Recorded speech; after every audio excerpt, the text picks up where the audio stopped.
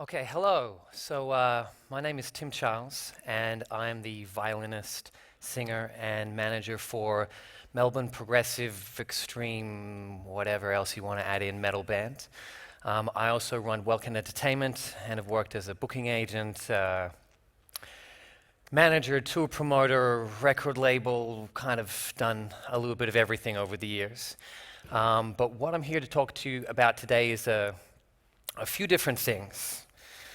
A little bit about my band, Elbow of Scars. We're going to talk about the state of the music industry and why our current system is not sustainable for artists. And we're going to talk about a new idea that we implemented about 6 months ago, which was the idea of membership funding initiatives. And basically, we're going to talk about how I came up with this idea, how it was implemented, why it's working, and why this is a new way forward for artists. Now, in the beginning of 2015, my dreams had come true, or at least that's what everyone kept telling me. We started off the year playing to over 12,000 people, headlining a festival in Guwahati, India, and it was absolutely crazy. They didn't have metal barricades, they were made out of bamboo, and there were so many people there that at one stage, the security told us we had to go back to our hotel because they were worried for our safety. You know, I joked to people that it was like we were U2 or the Beatles or something like that, but it really was an absolutely insane experience. And when you go to some of these places in the world where they don't necessarily get a lot of bands, sometimes the experience for the bands can be absolutely amazing. And we came home from that and we went and played Soundwave festivals, one of only about 5 Australian bands playing that. Now, for a metal band in Australia, that really was about the pinnacle of what we thought we could achieve in this country, playing alongside bands that I had loved since I was a kid, and it was really another thing where we felt like, we were starting to take huge steps forward. Now, when we hit the middle of the year in June, we started doing some big tours. We went to Hong Kong and Japan. We played in Tel Aviv in Israel. And we went to Europe and we played a bunch of the biggest festivals that exist in the world. Festivals like Grasspop, KISS were headlining that year, and Hellfest. We were playing Tuska in Finland. And it was literally after the number of years that we've been working at this, it really felt like our dreams were starting to come true. We started this band in 2003. And so after 12 years, we had really given up on the possibility of this happening. And so at this stage, my social media pages were filled with endless posts of excitement. And, oh, I'm in this part of the world, I'm in that part of the world, and look at this photo or that photo of me playing to 5,000 people. And it was very clear to anyone observing from social media that apparently my life was absolute bliss and everything was a huge success, and it was incredible in all regards. And that's how it seemed. After that tour in June last year, we went home for about 2.5 weeks. And then we went back and we did another 5-week European festival tour. We played Metal Days in Slovenia, Resurrection in Spain, a whole bunch all around Europe. And we played literally to tens of thousands of people across this European summer to try and set up our career. But the fascinating thing was, in amongst all this, that when I got home in August, the reality was that any time I ran into anyone, anytime I ran into a friend, family member, anytime I went to a local show and someone recognized me, the first thing that they said was, "Tim, congratulations, wow, isn't it amazing how well you guys are doing?" And everyone treated me like I was this huge success. But the problem was that whilst everything seemed wonderful and whilst these crowds were real and these opportunities and these fans were real, the reality is that all of us individually in the band and as a band collectively were basically slowly going broke.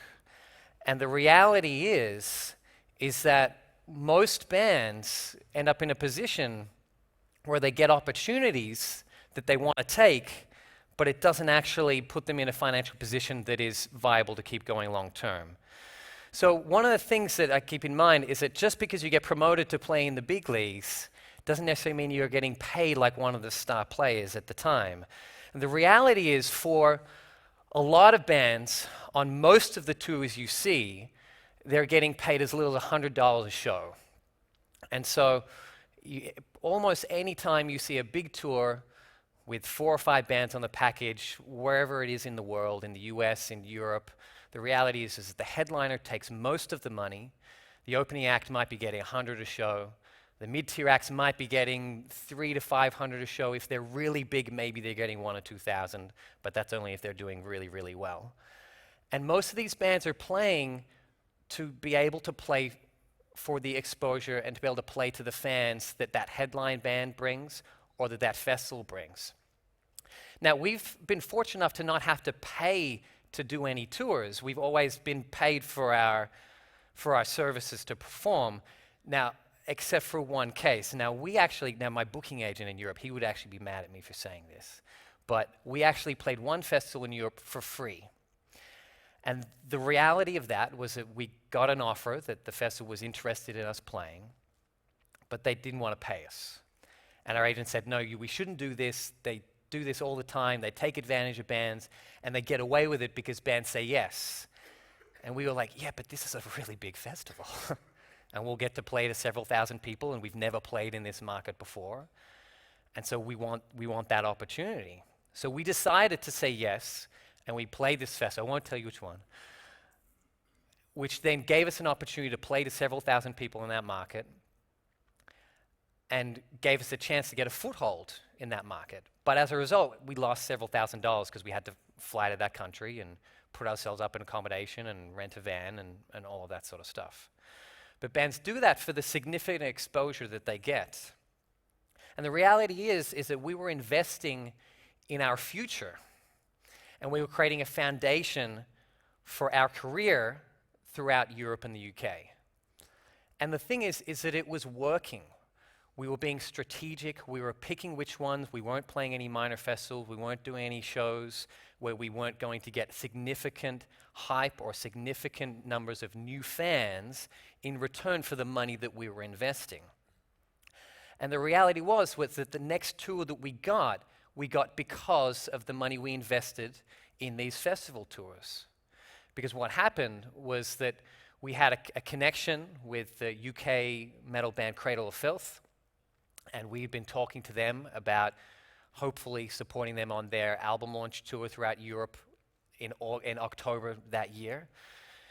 And early on in the festival season, there was a discussion of maybe they might look at us for the opening act, but the hype that we got from the festivals and the good reviews that we got from press and all these sort of things did so well for us that by the end of the tour in August, we actually got booked as the main support for 35 shows all throughout Europe and Scandinavia and UK, and it was an incredible opportunity to be touring with such a big band as the main support for their album tour. And we only got that because of all of the shows that we did and all the money we invested in these festival tours. But the reality was the business model was working perfectly as far as building our brand and building our fan base. But what wasn't happening was we weren't actually making any money.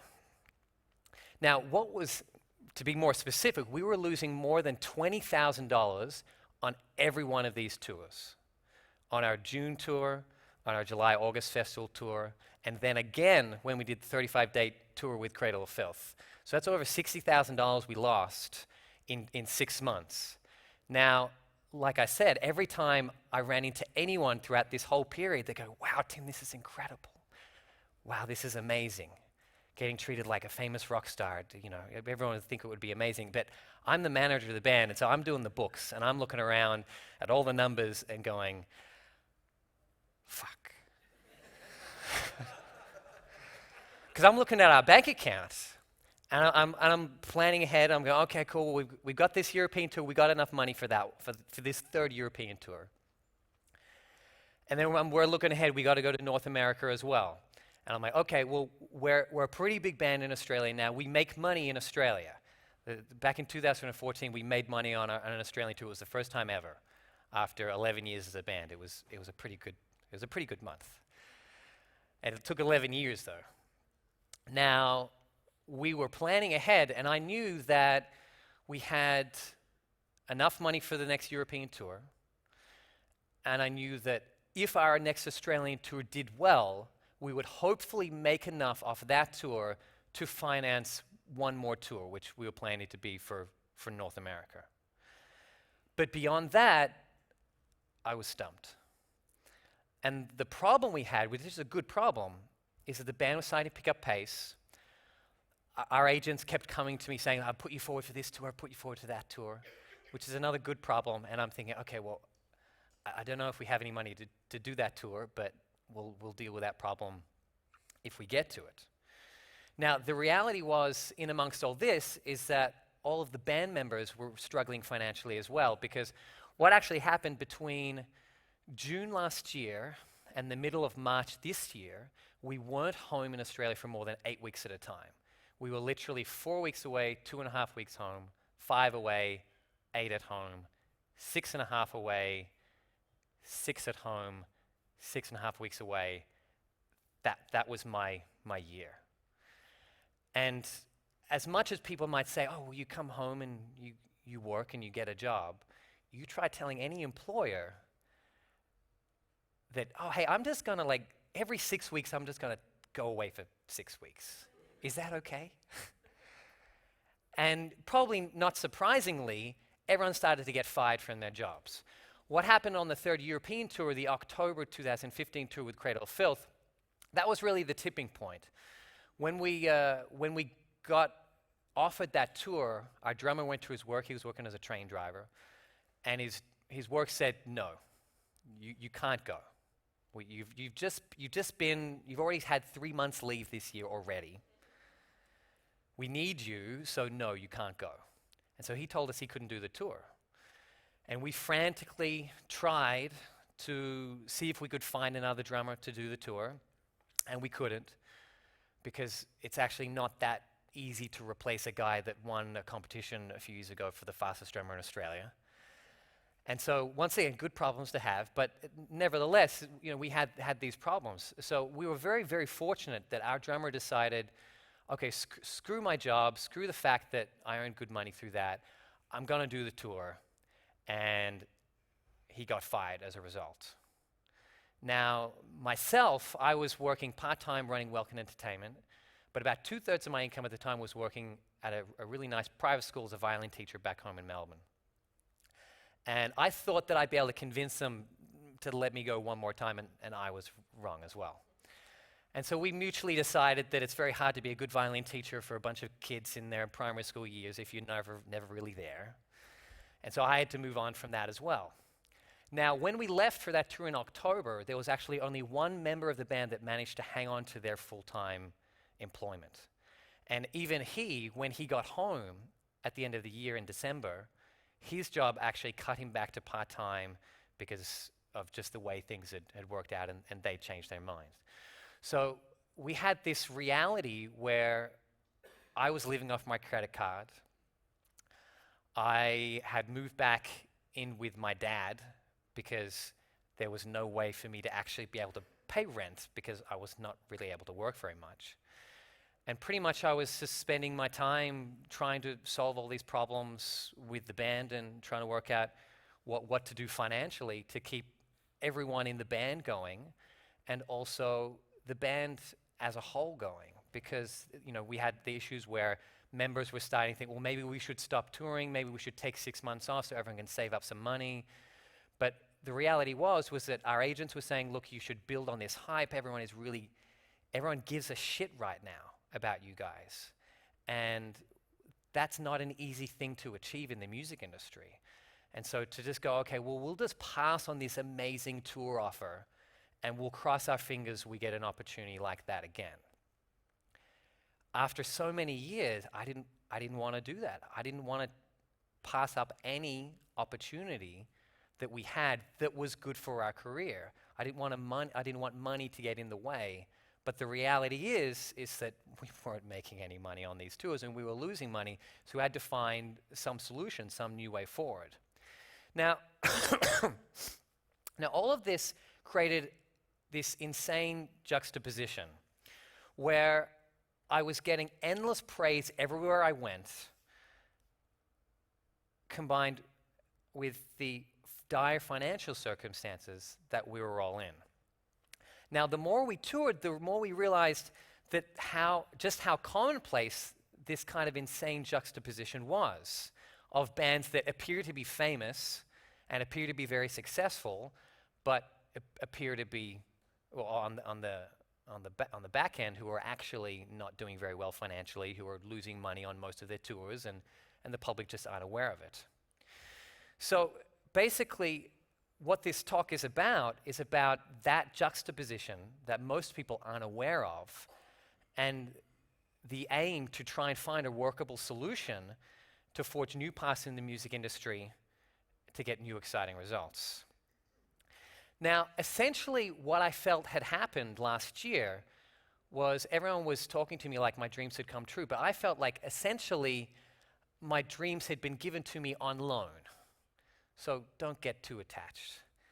Because basically the reality was that despite the fact that I was getting to live out my dreams and do all of these amazing things, I didn't want to do this just once. I started playing the violin when I was 6 years old.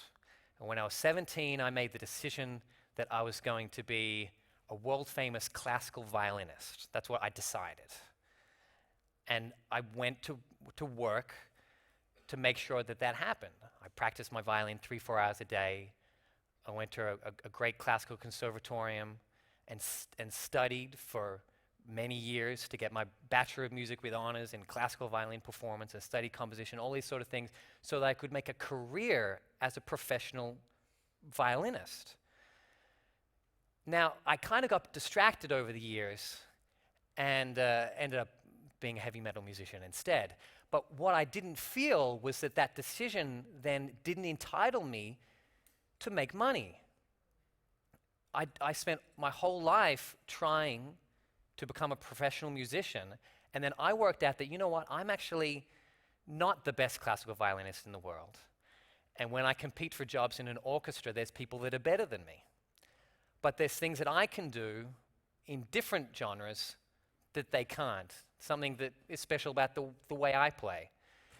And so when I made that decision to really make that a focus, you know, some people in the general public, you know, they would say things like, oh, you should be happy to do it for the love.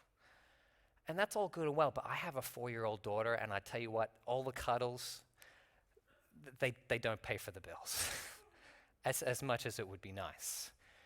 And so that's the reality, that this is what I'm good at, and this is something that I wanted to do for my life. And I didn't want to just have my dream on loan. I wanted to work out how to make it something that I could continue to do in an ongoing fashion. But what we had to face was the reality that the music industry was not working in our favor, that we were losing more than $20,000 on every tour, and that we had to try and work out a new way forward. Now, the current industry models are not supporting artists efficiently. We have over 70,000 fans on our Facebook page alone. Now, that's a lot of people. And the fact that we have that many people that support us, that have listened to our music and decided that they like what we do, and yet not just that we weren't making any money, that we were bleeding tens of thousands of dollars on these major international tours that playing to huge crowds across the world, really, you know, set us in this position where we didn't know what to do, but we just knew that the way things were going, it wasn't working. Now, what happened at this time, this is about August 2015, I remember sitting on the plane coming home from Europe talking with our singer Zen about this one seed that this was stuck in my mind.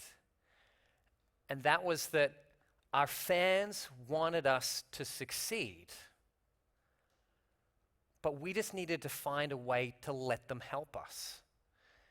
And that was a belief that I really started to firmly get a hold of, that got really stuck in my mind, that our fans want to help us. They want to see us succeed. They want to see us become a big success. But for whatever reasons, they're not able to in the ways that are working for them. Now, what I felt was that we needed to stop trying to tell fans how to support us in ways that they had made clear they weren't interested in doing anymore. Everyone fighting all the illegal piracy and pleading with their fans, please, buy a CD, buy the music. That's all good and well, but it doesn't work, and it hasn't worked, and people need to move on. It's that simple. The consuming public have decided that this is how they consume music and that they're doing it in a different way. And it's changed the industry landscape. And we have to instead listen to them and take advantage of the way the modern music industry can work to try to take advantage of the positives that are available to find new ways. Now, this belief that our fans wanted to help us, it wasn't just something I came up with out of nowhere. Now, we started all the way back in 2003. In 2006, we made our live debut. In 2007, we lost our lead guitarist. And in 2008, we got a new lead guitarist who we got from Bordeaux, France. We moved all the way to Australia to play in our band, which was really exciting for us at the time because he's a pretty great guitarist. And we were really excited that we managed to convince him to come all this way.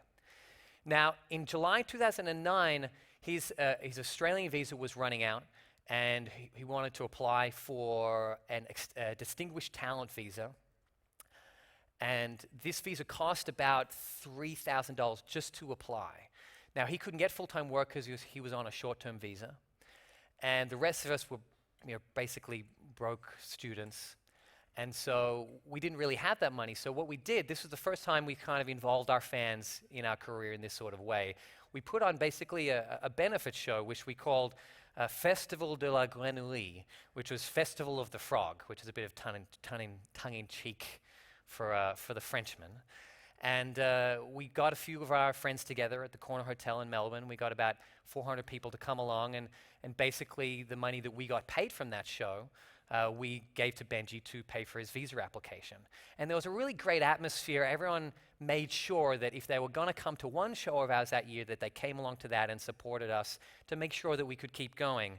And it was only just one night, but it was probably that first seed that got planted about how amazing the support can be from our fans. Now, unfortunately, that visa application got denied in November 2010. And so what we did was that we disagreed with the reasoning from the Australian Migration Review Tribunal. So we appealed, and we put up a petition online asking our fans to sign it, because basically the reason it got denied was they said that we weren't a band of international stature. Now, we might have only been a band with a demo, and we hadn't toured internationally, but we knew that we had fans all across the world in an underground capacity, and we put this petition online, and we had about 4,000 people from over 50 countries sign it in about 2 weeks. And we had dozens of fans write letters, and we gave all of this to the Australian Migration Review Tribunal, and about over a year later, we won the case. And they overturned the decision, and we got our lead guitarist back. So come December 2011, after all this time, we got Benji back into Australia because he'd been stuck in France for about 15 months at that time. And we were able to start moving forward as a band. Now, we put our debut album out in 2012. We managed to, off our own pocket, go to Asia in 2013 on a 3-week tour there, which we all invested about $3,000 or $4,000 of our own personal money each in order to do that tour. And then in 2014, we'd signed to a bigger record label. We had a second album out. We really felt like it was good and that it had the potential to do really well. And we decided to do a crowdfunding campaign for a world tour, which was something that hadn't really been done before in this way. A lot of bands were crowdfunding albums, but it was really unusual for bands to try to fund a world tour. And we went to our fans and we basically guaranteed them that if you can help us get to this target, which was $40,000, we will guarantee you that we will come to Asia and North America and to Europe, because we worked out that off our own finances we could only afford to go one place, but we wanted to go everywhere. And so we basically did that deal with our fans, and we offered a whole bunch of different things, and much to our amazement, we hit that $40,000 target in 38 hours, which absolutely blew us away. And we went on to break the Australian record, which at the time was $61,000, and we made over $86,000 towards our world tour. Now, what this was for us was basically a clear example of how much our fans wanted to see us perform. You know, we had these fans in the US or Europe or wherever, where we had offered them a pact that we will come if we hit this target. And they all went, oh, hell yeah. I'll put in $10 or $30, or I'll buy this slightly overpriced t-shirt so that you can have enough profit from that to go towards a world tour. And it went really, really well. Now, because of these things, that was how we were able to do these festival tours that I spoke about earlier in the first place. Now, $86,000 sounds like a lot, but it was actually about $50,000 more that we actually got to keep for ourselves. But that's still a huge amount of money that most bands don't get. And we used that to invest in these tours that we felt would set up our career. The problem was that even though we understood how the industry worked, even though I've worked in the industry for years on the local level, we were still losing money and not getting paid as much, even more in all directions than we thought would be the case. But as you can see, we had a history of fan involvement and a history of our fans supporting us from one level to the next. Now, as I said before, this really instilled that belief that our fans wanted us to succeed. We just needed to find a way to let them help us. So I had this just such a strong feeling that our fans desperately want this, and the industry is failing us and our fans. That we're here, we want to team up, we want to combine, but for whatever reason, the system is not working, and as a result, you know, we're struggling to continue, basically. And we had an expiration date on our dream. Like I said, our dream was on loan. It's like, here, you do this, but if you don't solve these problems, you'll either have to scale back or you'll just have to stop doing it altogether. Now, essentially, the other thing that people need to keep in mind is the power of music. Now, it's very easy to sit here and talk about this stuff in this abstract way and feel detached from the emotion of how important bands and music is to fans. Now, I can't even count the number of times over the years I've had a fan come up to me at a show or message me on social media or something like that and say, you know, I've been going through a really tough time in my life, and it was your music that got me through. It was your music that saved me, that saved my life. I was going to kill myself. Things like that you just can't comprehend in this abstract theater, you know, environment. And this is not unique to my band. This is just the way people are in regards to music. This is their passion. This is their love. And there are people who it literally is that important. There are people who literally their favorite bands are the most important things in their lives. For me as a kid, I would go along to see bands and it was like a spiritual experience. There would be certain shows coming and I would be like, oh, it doesn't matter what's on. I have to go to that gig. It doesn't matter what is happening. It doesn't matter how sick I am. It doesn't matter if I have a huge exam the next day. I have to go to that because this is a once-in-a-lifetime experience. This is the only time this band is going to play this show with this set list in this venue. And for me, I was obsessed with bands. I was obsessed with music. And I can relate to fans then that have that response to bands like my own or many hundreds and thousands of bands all across the world. Now, the reality is that if these music would disappear, people literally would be devastated. Now, the reason I bring this up is just to really illustrate that connection between the fact that you've got fans that desperately want bands to succeed and that they would be literally devastated if these bands quit. Now, I know members of big professional bands who have quit because of finances, and they just haven't said that. But that's been the reality. And I feel that's kind of sad, where you've got fans that desperately want them to continue, but the system is not working in a way that allows them to be able to afford to do that. So what I wonder is, how can an industry be functional where a band could potentially have tens of thousands of fans and yet not be able to survive? How does that make any sense? So just quickly, I want to go through how bands make money in the first place. So bands make money through CD sales, merchandise sales, live performance fees. Some bands make money through publishing, although honestly, not a lot for a lot of bands. Streaming is something that I keep hearing talked about. BIGSOUND, I keep hearing talked about how it's a good thing, but we've never earned $1 from streaming, so I'm sure it's good for some bands. I know it's really good for indie bands, apparently. Maybe metal fans will jump on board more in the future, but it doesn't really do anything for us right now. And government grants is the other one, which a quick note on that, Australia has a very good system for government grants. It used to be better. Our wonderful government, the Turnbull Abbott government, decided to slash the Australia Council in half, and then again in half over the last few years. So the government funding that is available to bands is unfortunately nowhere near as good as it was a few years ago. But we do have export grants through Austrade, which allow bands to apply to get grants to help recoup some of the losses they make from international tours. So some Australian bands have some avenues for support with that, but that's not the case for a lot of bands around the world. Some bands in France and Canada have some opportunities, but a lot of other bands don't. Now, basically, what has happened, so these things here, these are the things where you can try to make money out of these areas. As a manager, I look at all of these areas and try to work out, well, how do I make more money out of each of these things? Now, the problem we've had is the size of the pie and the numbers at the feast. Now, essentially, if you look at this here, this is basically a graph. Now, this has been adjusted for population,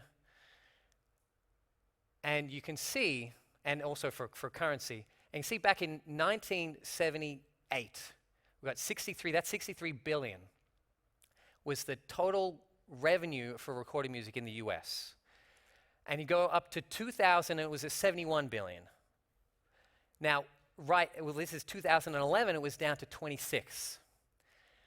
So what's happened is that essentially the amount of money that the public is spending on recorded music has diminished enormously. And so the size of the pie, the money available to bands, has changed significantly. Now, what's happened is that the music industry is actually down 64% from its peak about 15 years ago. And it's actually down 45% from where it was in 1973. Now, 10 years ago, 10 years ago, the average American spent almost 3 times as much on recorded music as they do today. And 26 years ago, they spent almost twice as much as they do today. Now, I know we're here in Australia, but it's pretty similar. It's much easier to get data on America and such a wide number of people. So as you can see, the reality is that people just aren't spending as much money on music. So when a fan says to me, or someone says to me, you should be making money off merchandise and live shows like everyone else, I go, well, that money's always been there, and that's stayed, but there's this big slice over here which has been cut in half, and nothing has happened to replace it. So people are spending less money on music than ever before. So how do we make up the difference? Now, bands have had a range of different revenue streams over the years, and like I said, essentially one of the primary revenue streams has been cut in half, and nothing has been added in to replace it. Now, the BBC reported CD sales in the US had dropped by 31% in the first half of 2015. But the losses were largely offset by growth in streaming revenues, which grew 23%, which once again is just moving money around. So as you can see from some of these figures, essentially in the year 2015, the size of the pie was staying pretty stagnant. Just the money was getting moved around. Instead of CD sales, more money was coming in from streaming. It had stopped going down significantly, but it wasn't going up. And so that size of the pie was still stuck at that about half the size. Now, the other thing, aside from the size of the pie that we're trying to get money out of, is the numbers at the feast. And that is the amount of artists and musicians trying to make money. Now, one of the great things about the internet is that it has presented an opportunity for people to be able to share their music with incredible ease. The problem is that now people have not just a handful of bands that the major record labels shove down their throat to choose from. They have literally hundreds and thousands of bands from across the internet which they are able to listen to. People listen to more artists per person than they have ever before. And so you've got a situation where there are more bands trying to make money. You've got more bands being listened to by people, but at the same time, the money they are spending is actually largely diminished. So you've cut the pie in half, and then you've exponentially expanded the number of people that are trying to make money and get slices of that. So those two things have just really made a huge impact on the money that bands can make. The other thing to keep in mind is that record deals are changing. Now, to combat music sales falling, record deals have had to change because, of course, they want to protect their money. So you've got a lot of record labels who are starting to take cuts on merchandise sales. They see these so-called 360 deals where record labels are starting to take cuts from all sorts of different aspects of the band's careers, even from live performance fees in some cases, because they're like, well, we can't take the risk because CD sales are going down, and so therefore we need to make up that money somewhere else. So once again, it's the artists who end up getting just what is left after everyone else has looked after themselves. Now, I've talked a lot about the problems and the realities of where the industry is at. Now, from there, I had that seed of knowledge about that the fans were supporting us, but that they wanted to support us more. And from there, it was trying to work out what to do.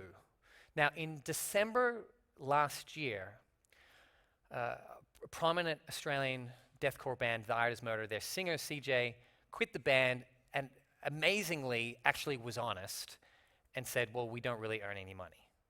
And now this is a band that is bigger than my band. And so even for me, I was like, oh man, even they're not making any money. You know, I'm hoping that if we just go a bit further, maybe we make money, but these guys are ahead of us and they're obviously struggling as well. And so what I thought was that, look, if a band like this is struggling financially, there has to be some issue here. Either the band doesn't have enough fans, their fans aren't contributing financially enough to the band, or too small a percentage of fans' money that is being contributed is making it into the band's hands, or that the band is mismanaging their finances, which is in general not the case.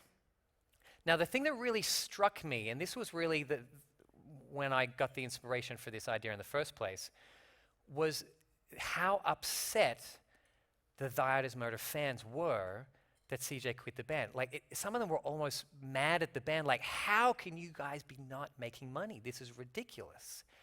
And in my head, I'm like, do these fans not realize that they're the ones responsible for financing the band?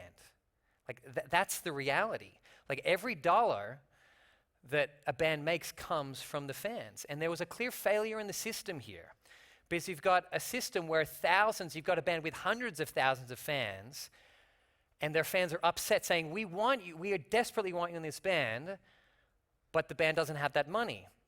Now, every dollar a band ever earns comes from the fans.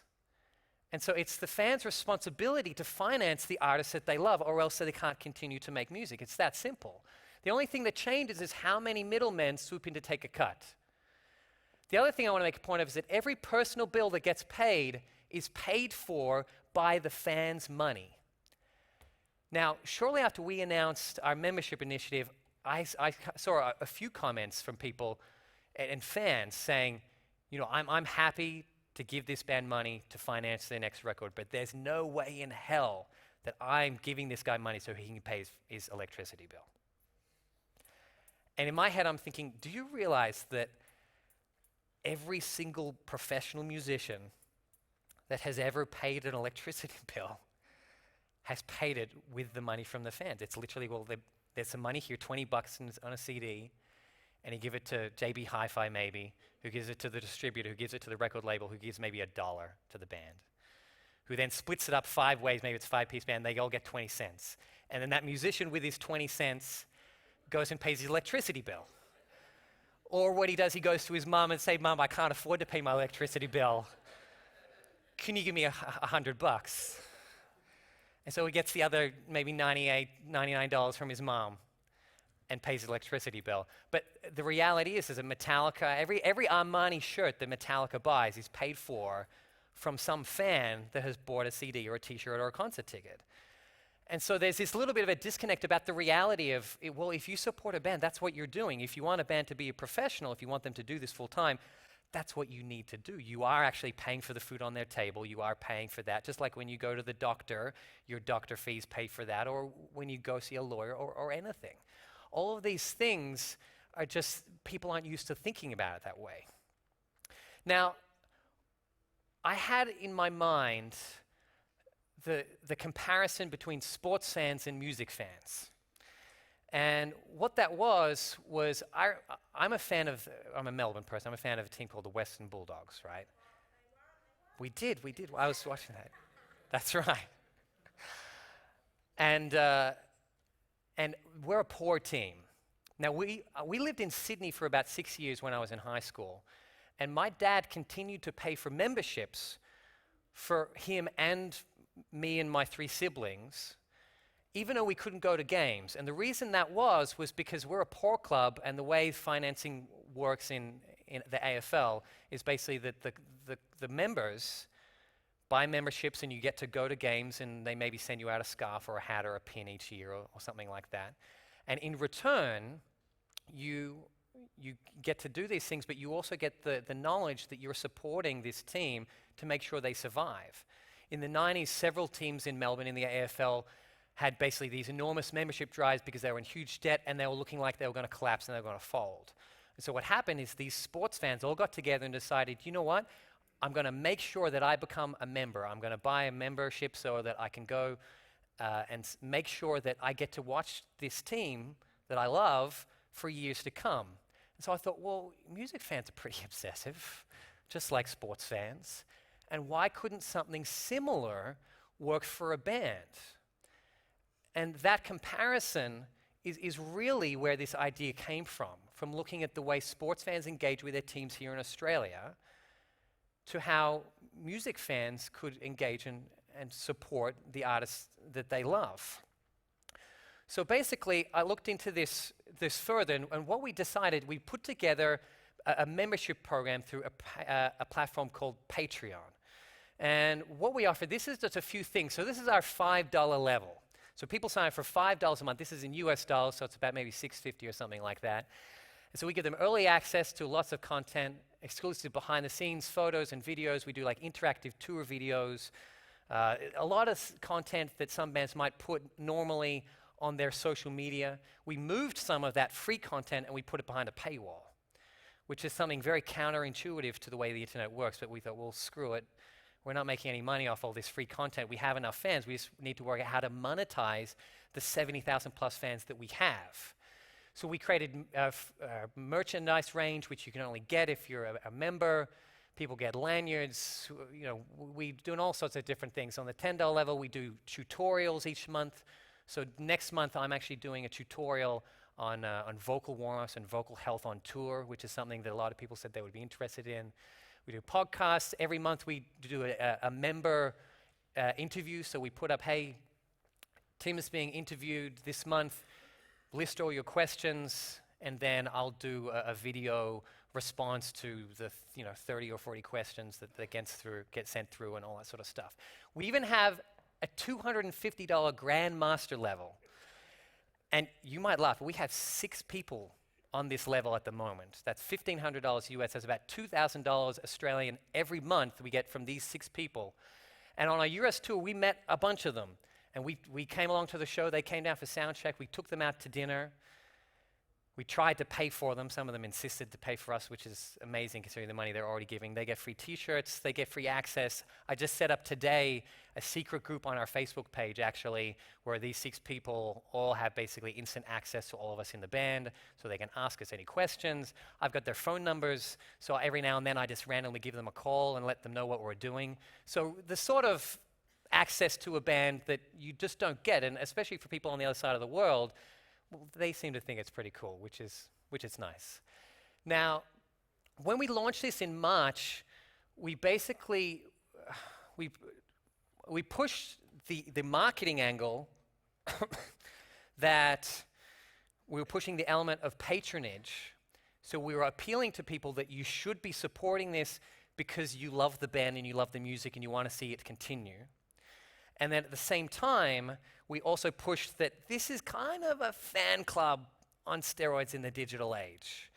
And there are things that you get in return. This is not a charity. We are setting up this membership system where you get all of these cool things, and in return, you'll give us a monthly fee of whether it's $1 or $250 a month.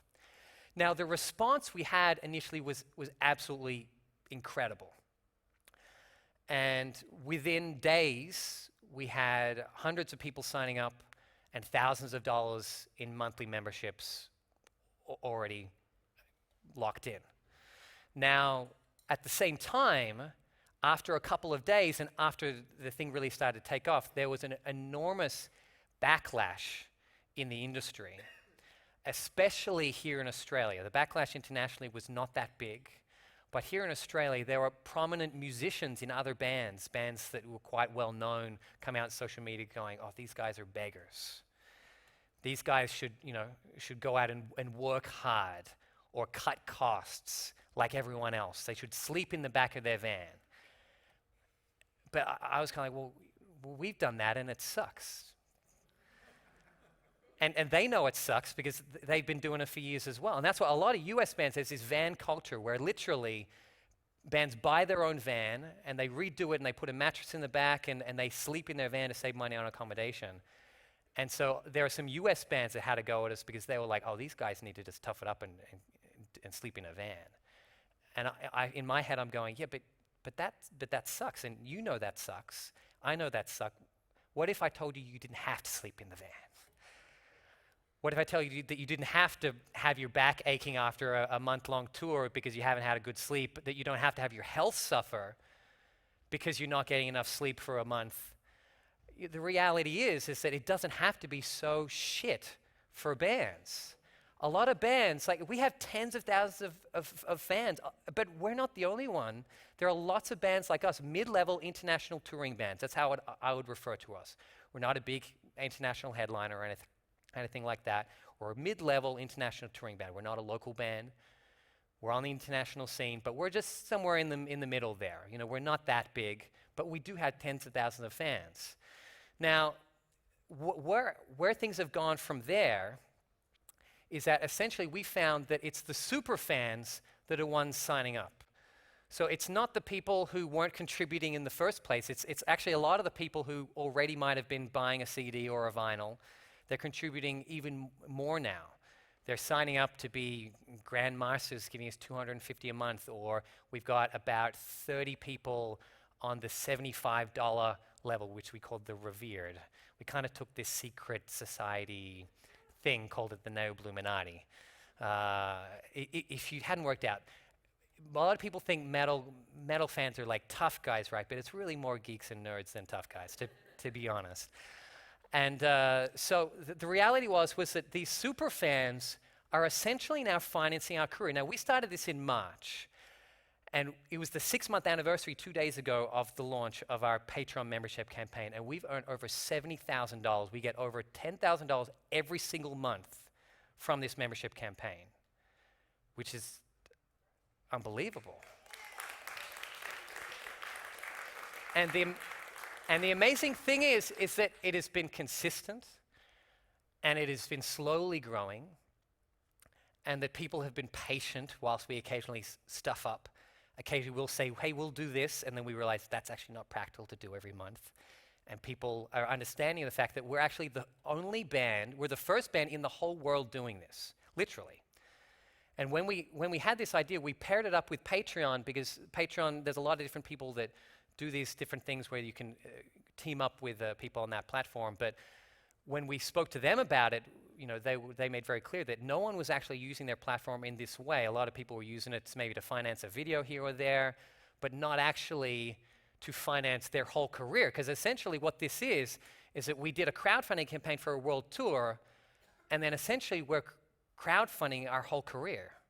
And the amazing thing with this is that that's $70,000. We're on track to make maybe about $130,000, $140,000 in the first year of this.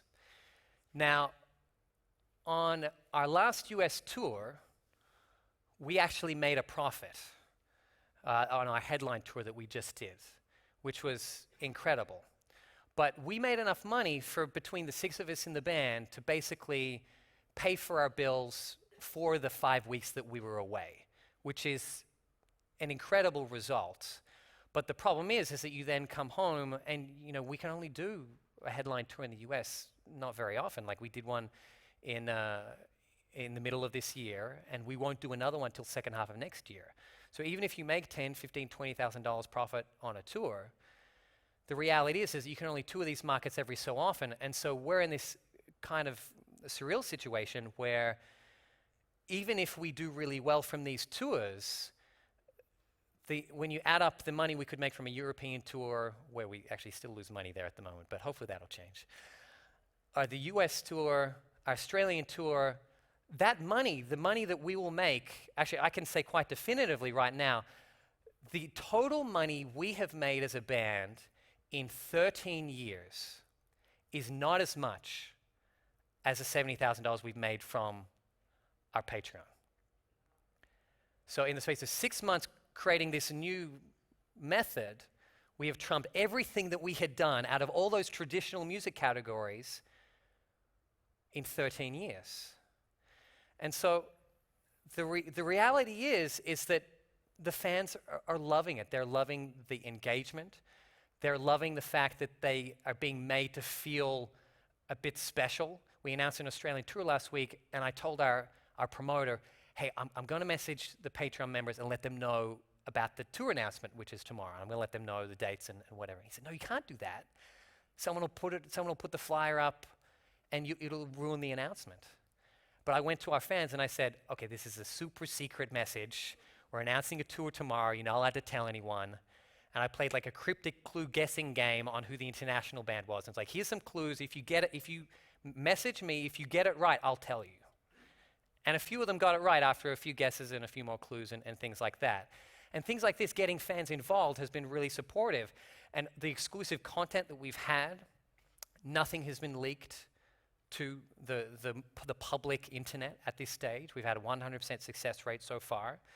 Because when people pay for exclusive access to whatever it is, they're much less likely to go give it to their friends, because they'll be like, hey, well, I'm paying for this. And so it's actually worked incredibly well. Now, one thing that often gets brought up is that, can this work for other bands? Now, one thing I will say is that this is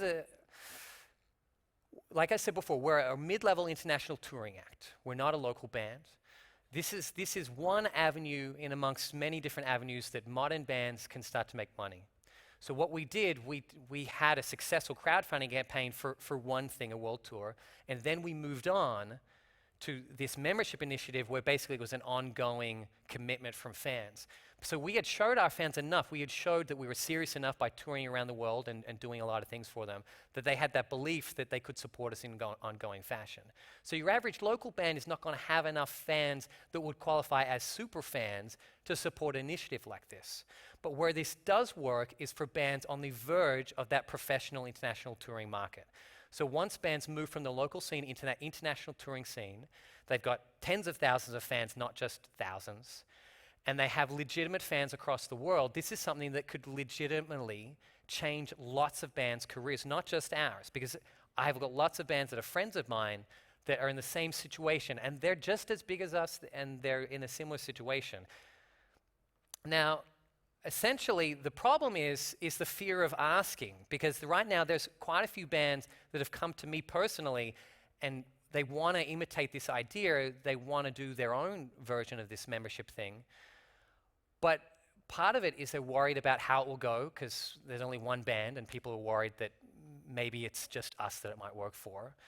And they're also worried because it's pretty hard when you announce something and then there's a bit of a backlash or people having a go at you. It's not that easy to have fans say it's not a good look to be, saying you're broke when you're playing to thousands of people every night. And I'm like, that's the problem. I'm like, the problem is that people think that. People think that because we're playing to all these people, that therefore we're making money. So one thing basically that we've been trying to do is educate our fan base as to the realities of where we're at. We're trying to be transparent about where our finances are. We're trying to say, hey, we actually made money off this. This went really well. Or no, well, we didn't make money off that.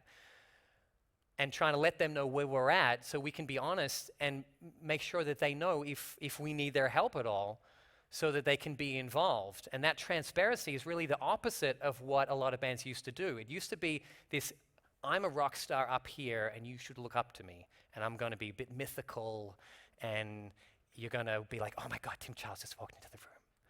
That's amazing. But that's kind of bullshit. And so what we're trying to do is the exact opposite. To say, hey, I'm Tim Charles, I'm just an ordinary guy, and last year I spent most of the year paying for my bills on my credit card because I was a broke musician trying to follow my dream touring the world. And now I have some fans that love what I do enough that they now help finance what we do. And as of about a month ago, this is all I'm doing. Now, we've still got a long way to go to be able to finance 6 people ongoing for a whole career, but we're on our way, and that's something that's pretty exciting, and something that I think that is not something that is just going to work for us, but can work for a lot of bands moving forward. And something that I think that if people can start changing the way they look at the music industry, and instead of pleading with people that, oh, you've got to buy CDs, you've got to look at the amazing connectivity that we have in the digital age and how to take advantage of the new music industry and do everything in some new ways. Thank you.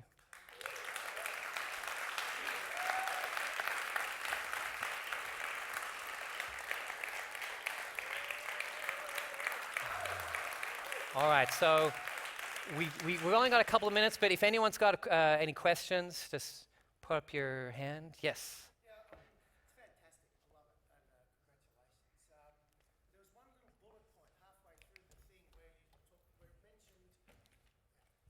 One little bullet point halfway through the things where you mentioned to what to me is the crux of the matter, the number of people that are in between the bands and their fans. And does it strike you at all, first question, as maybe a little ironic that you're delivering this at this conference? And 2, how do you stop this becoming just another way for the people who want to get between musicians and their fans? Well, I guess the difficulty is, I mean, I gave the example of the $20 CD purchase at JB Hi-Fi ending up in the 20 cents towards the electricity bill, right? And so essentially with Patreon, they take 5%. And then there's, a credit card fee or whatever. But the reality is that, 95% of the money through a platform that goes direct to the band. And it's then on the band's responsibility to provide most of this content. So the difference is with stuff like this is, I guess there's been a precedent set there by Patreon on the amount that they take.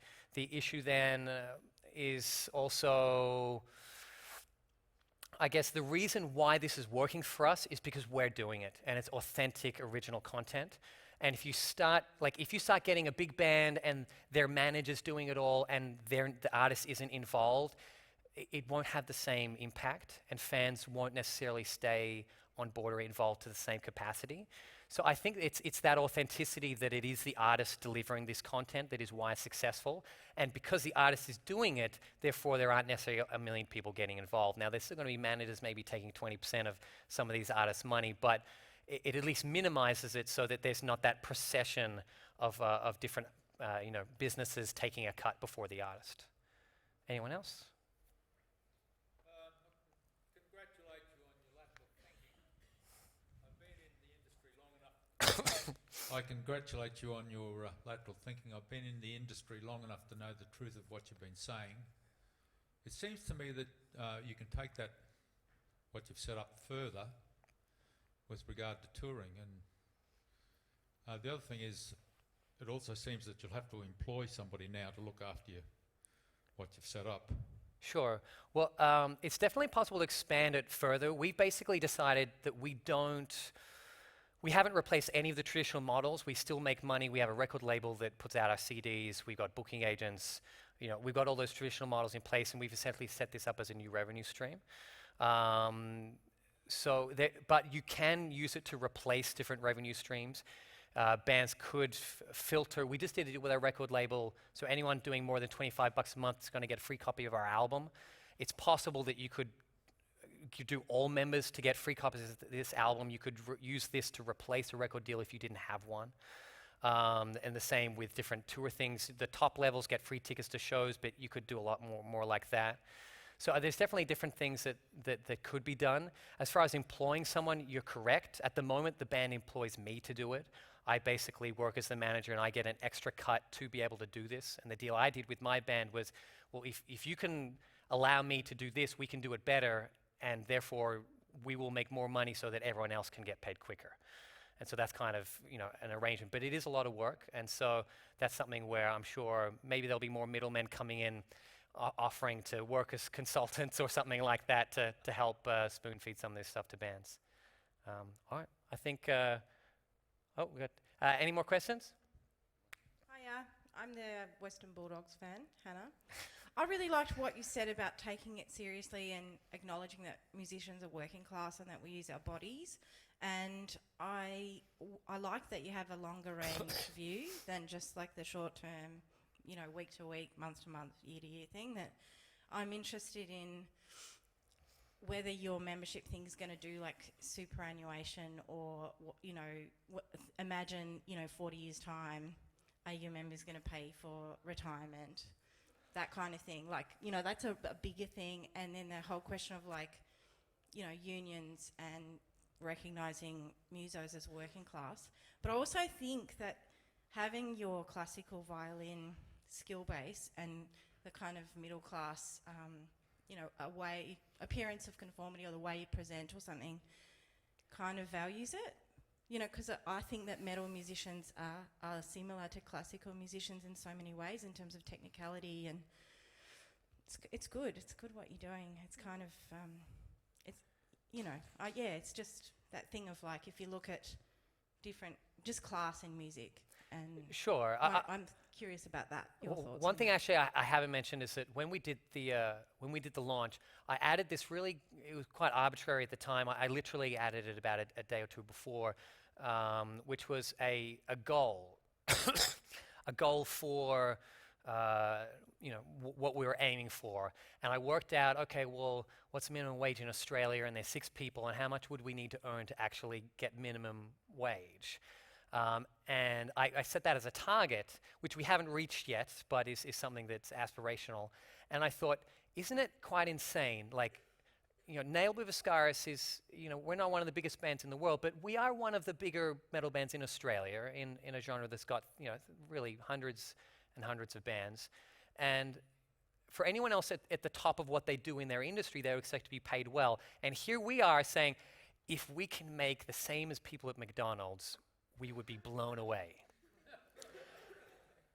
And still we had people going, how dare you, after 20 years of training as a violinist, how dare you want to make the same as flipping burgers? Like, and that's, people didn't see it that way, but that's the reality. I mean, I think that there's definitely a fine line between, you talked about things like superannuation or whatever. I think that you got to make sure that you're providing content. You got to make sure that it's not just a charity. You're not saying, give us money because you like the music. It's got to be combined with other things. You got to be offering stuff, or else it's not going to work. That's one thing that I definitely feel strongly about. And so bands have got to make sure that they deliver on the content to make sure that the fans are happy and that they don't feel like they're just donating the money you know, purely out of the love of the band. It's got to be wrapped up in a package, I think, for it to work. Anyone else? Yes.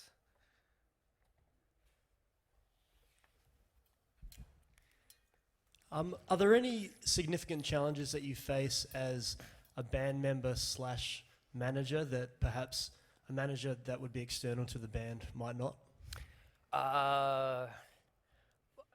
I've represented a lot of bands, and without a doubt, my own band listens to me the least. Like with other bands I represent, I can say, you know, I'm the manager, this is what you pay me to do, listen to me.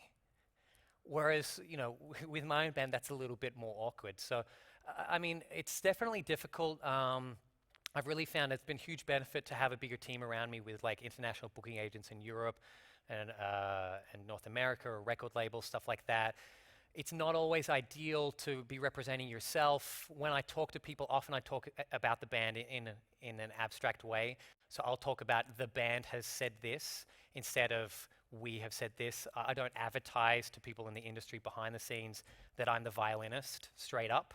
You know, I'll talk to them as the manager, and they'll work, if they work it out that I'm also the violinist, that's fine. It's definitely not easy, but I guess the thing for me was that I'm not very good at trusting other people with my baby, and I'm very obsessive about the band, and I rate myself as an ideas guy. Like that's my strength, and so, you know, I don't necessarily, you know, there's other managers that we've looked at that would do a really good job in a traditional sense, and I look at a lot of bands who just aren't, you know, like the bands doing things in a traditional way aren't getting success from the genre that we're at. So that's where we just kind of pushed ahead. But it's definitely a challenge. It's not ideal in some ways, but you know, I've made it work so far, and it's something that I love to do because I love being involved in all the different areas of the business as well as writing and performing as well. Okay, I think that's all we got time for. Awesome. Thank you guys very much.